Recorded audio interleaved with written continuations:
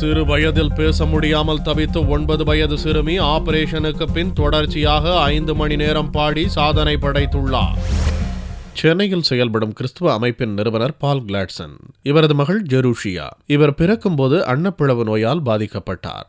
மூக்கில் துவாரம் இல்லாமலும் வாயில் உதடு இல்லாமலும் வாய்க்குள் அன்னம் இல்லாமலும் இதயத்தில் ஒரு வால்வு விரைந்தும் ஒரு வால்வு சுருங்கிய நிலையிலும் ஜெருஷியா பிறந்தார். இந்த குறைபாடுகளை சரி செய்ய அவருக்கு இதுவரை 5 ஆபரேஷன்கள் மேற்கொள்ளப்பட்டுள்ளன.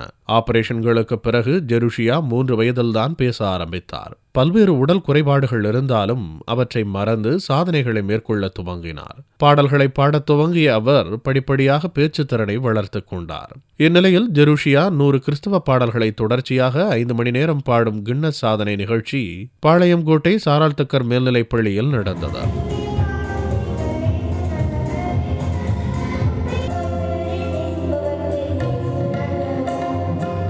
பிற்பகல் 1:45 மணிக்கு பாடத் துவங்கிய ஜெருஷியா மாலை 6:45 மணிக்கு 100 பாடல்களை பாடி முடித்தார்.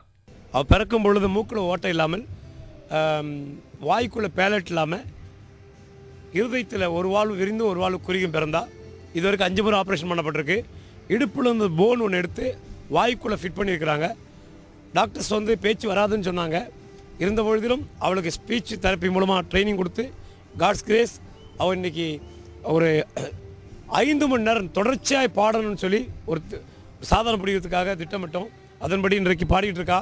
இந்த பாடல் Asia record book of Asia, record book of India, record book of Limca and Guinness 4 ரெக்கார்டை ஒரே டைம் பண்ணுறா.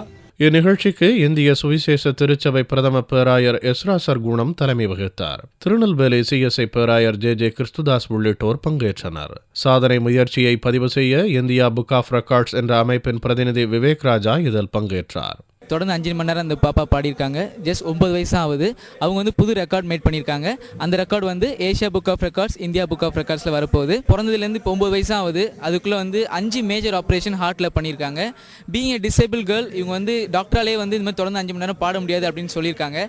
ஆனாலும் ஒரு கரேஜோட கடவுளோட கிருபையால் இன்றைக்கி புது ரெக்கார்ட் மேட் பண்ணியிருக்காங்க. இந்த ரெக்கார்டு 2012 இந்தியா புக் ஆஃப் ரெக்கார்ட்ஸில் வரப்போகுது. நான் இந்த சாதனை பண்ணனா எனக்கு ரொம்ப சந்தோஷமாக இருக்குது. இதுக்கு ஹெல்ப் பண்ண எங்கள் டாடிக்கும் ரொம்ப தேங்க்ஸ் சொல்கிறேன். குண்டு எறிதல் போட்டியில் மாநில தேசிய அளவில் தங்கப்பதக்கங்களையும் ஜெருஷியா பெற்றுள்ளார். சர்வதேச செஸ் வீரர் விஸ்வநாதன் ஆனந்துடன் வரும் ஜூலையில் செஸ் போட்டியில் ஜெருஷியா விளையாட உள்ளார்.